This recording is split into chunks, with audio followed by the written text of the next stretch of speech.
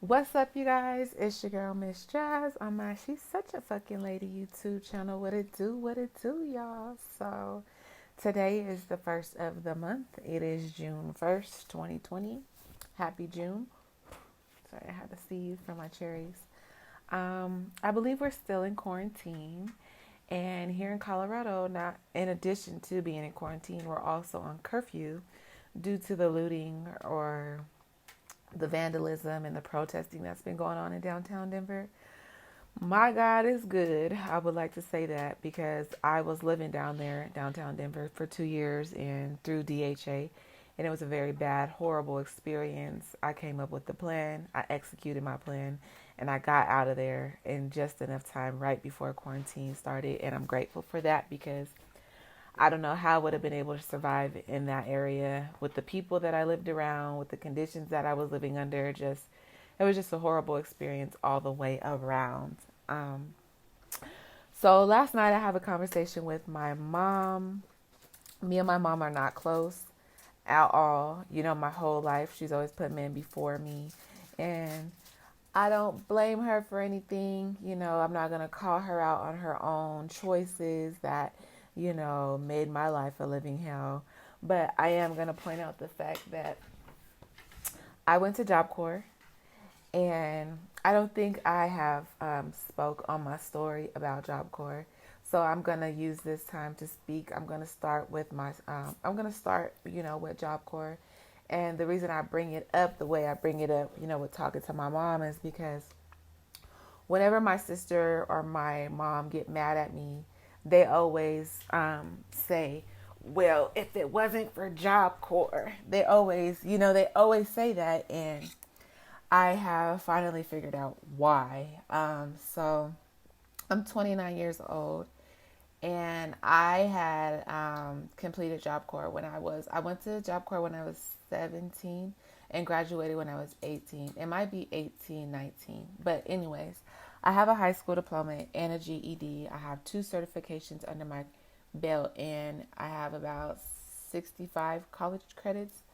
I don't know what I want to get a degree in. However, if it wasn't for the low income assistance that I have resided at for 2 years program, Warren Village, if it wasn't for them, being manipulative behind the scenes and construing my GPA behind my back, I would already have an associate's degree, at least in general studies, with the community college in Colorado.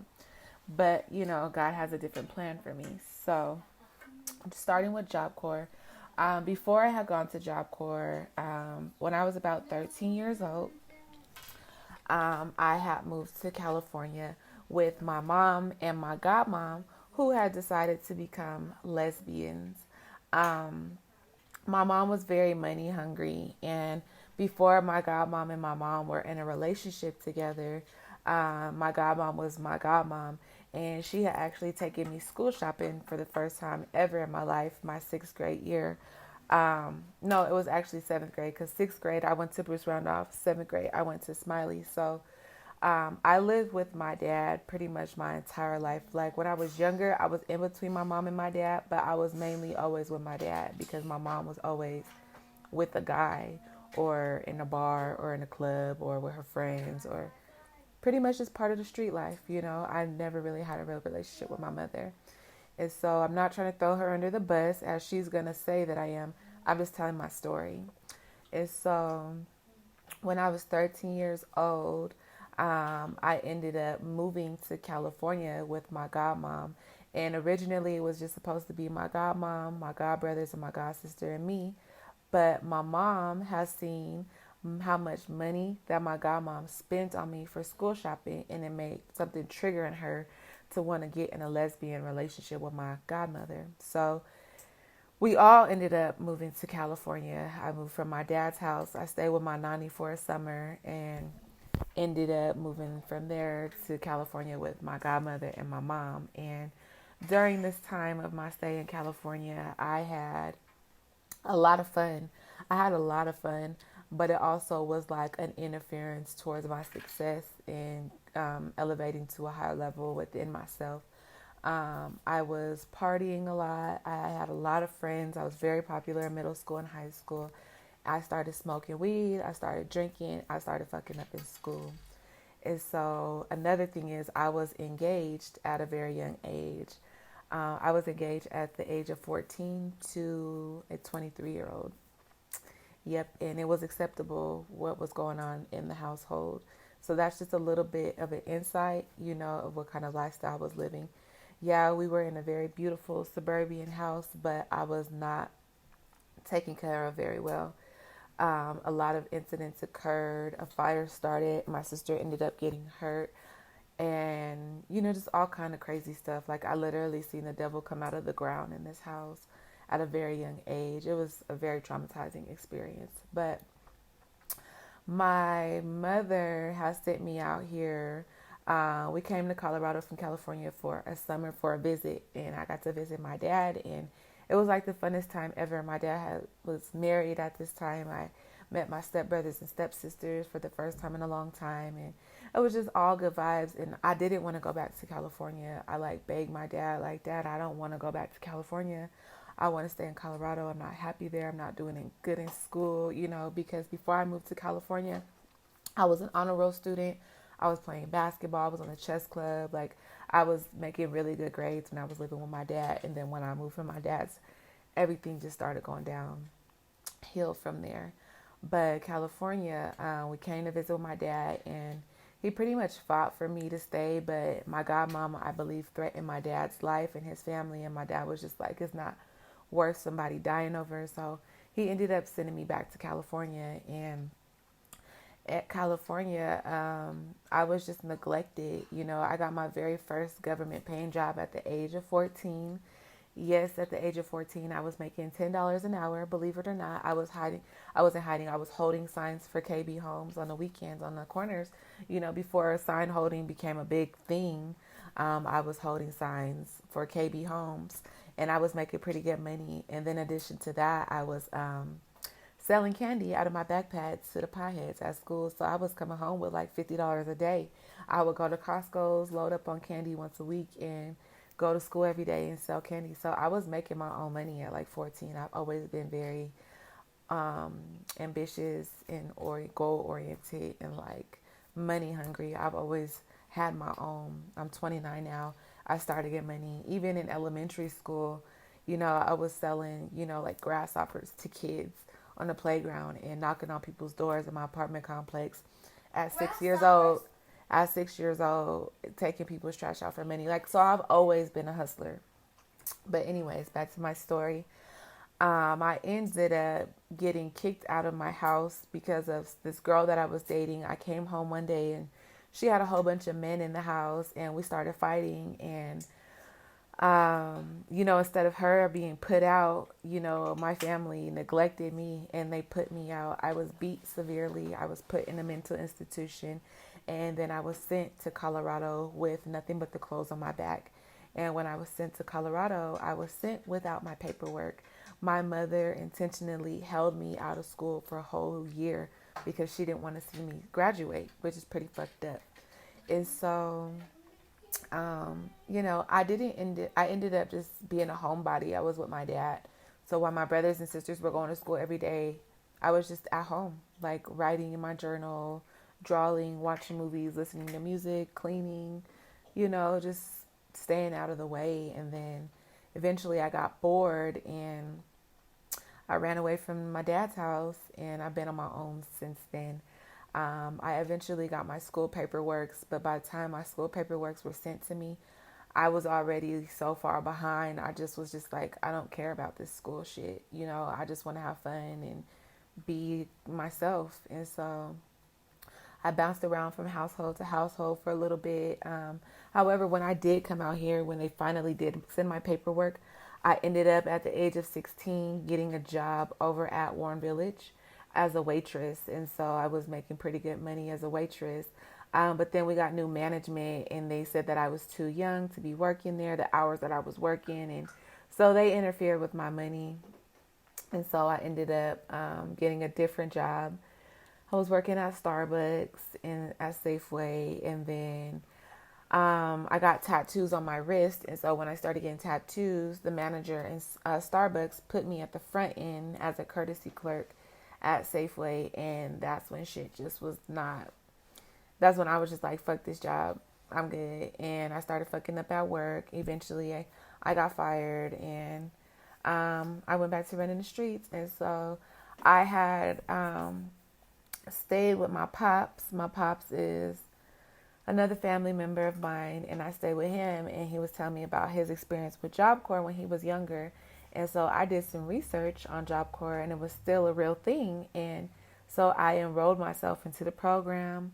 I somehow got my mom to sign the paperwork for me to go. I attended the orientation, and I waited. I think I waited like 3 months. I finally got an itinerary, and I was on that plane. I was gone. My first time ever on an airplane, and it was an airplane to better my own stability, my own future for the long run. And it was a plane to Montana. I went to Job Corps Anaconda, Montana. When I originally enrolled for Job Corps, I enrolled for the culinary arts program. However, when I got there and was able to do a tour and everything, I was like, no, I'm not doing this culinary arts program. I chose to do business administration. And so my very first certification was business administration. I'm good with Excel, PowerPoint, Microsoft Word. I type a pretty good speed. And still to this day, I'm still good at typing. I'm still very tech savvy. And so I was, technically, I'm a black woman. Yes, I have white in me, but overall, I'm black. Yes, I'm light skinned with green eyes, but I'm a black woman.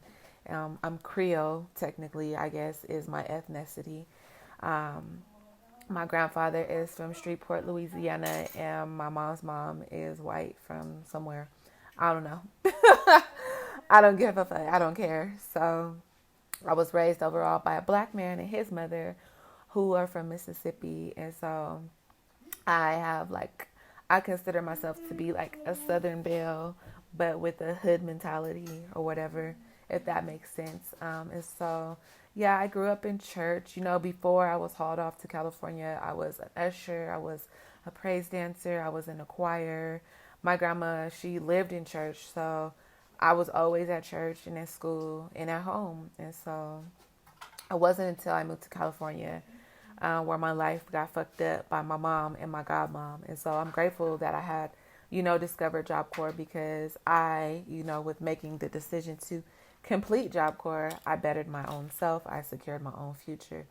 And Job Corps was very hard. I was the only black woman in a dorm of 50 white girls, maybe 2 natives.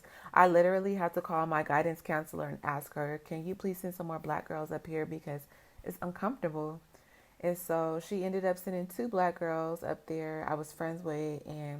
But one of the girls I recently stopped being friends with because she just turned out to be hella fake. She just has a really wishy-washy personality. And so I would call her name out because I'm pretty sure a lot of you guys know her from my understanding. But I'm not going to call her out. I'm not going to even give her any clout. And so I went to Job Corps, and that shit was hard. I just kept my head down though. I stayed in the books and I stayed in the gym. I stayed out of the way. It was to the point to where even the redneck teachers were trying to get me kicked out. But at the time they were trying to get me kicked out, I already had my GED.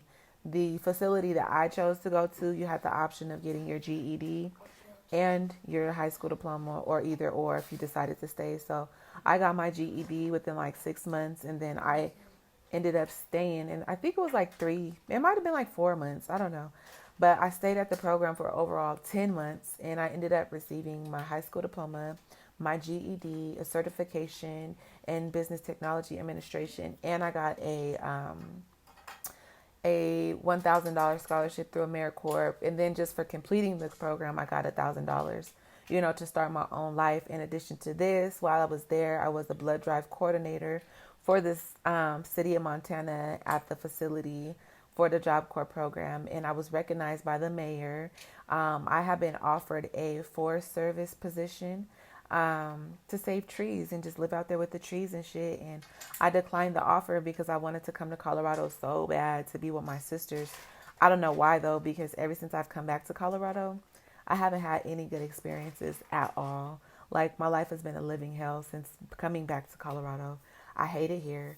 I ended up having a baby. I guess that's the best thing that happened. But even with having a baby, I went through my pregnancy by myself. And my sisters, they popped in and out. My son's dad, I fell in love with a man who didn't love me. He just was using me. And, instead of being able to get away, we had a baby together. He claimed that when he wanted me to have, an abortion, but during the whole time he was living with me and we was having sex, he was like, I love you. I want you to have my kids, all my kids. And we had a baby. And during my pregnancy, it came out that he was cheating on me, and he was just like really discriminating me because I'm light skinned, and I don't like light skinned women. I only like dark skinned women. And because my son is light skinned, his mom dropped my son on the head, and she still is in denial about it to this day. And it's just like, it's been nothing but drama. Like, sometimes I'm like, I wish I would have had a baby with a different race, but at the same time, I'm grateful for my son. He really helped to better my life, because even after I came from Job Corps, I was on a good path, and then I just started hanging out with a lot of the wrong people, and they were getting me into trouble. And it wasn't until I became a mom that I was like, all right, I stepped away from having a whole bunch of friends, and I started focusing back up. And so my son will be 6 this year in July, next month. But if you include my pregnancy, technically it's been 7 years that I've been just on a clean slate. I haven't been in any trouble with, the police. I haven't been in any street type of life. I really just been going to school and working and being a mom. I don't have nearly as many friends in real life as I had when I was running the streets. I just really been on a clean slate. And it's sad to say, but as a mother to a young black man, I have really been encountering a lot of discrimination, a lot of disrespect. And so I'm going to stop this video right here and do a part 2, because the last time I tried to go in detail about my story with discrimination, the video just froze. So peace for now, you guys. I'll be back. Please like and subscribe to my She's Such a Fucking Lady YouTube channel. It's been real.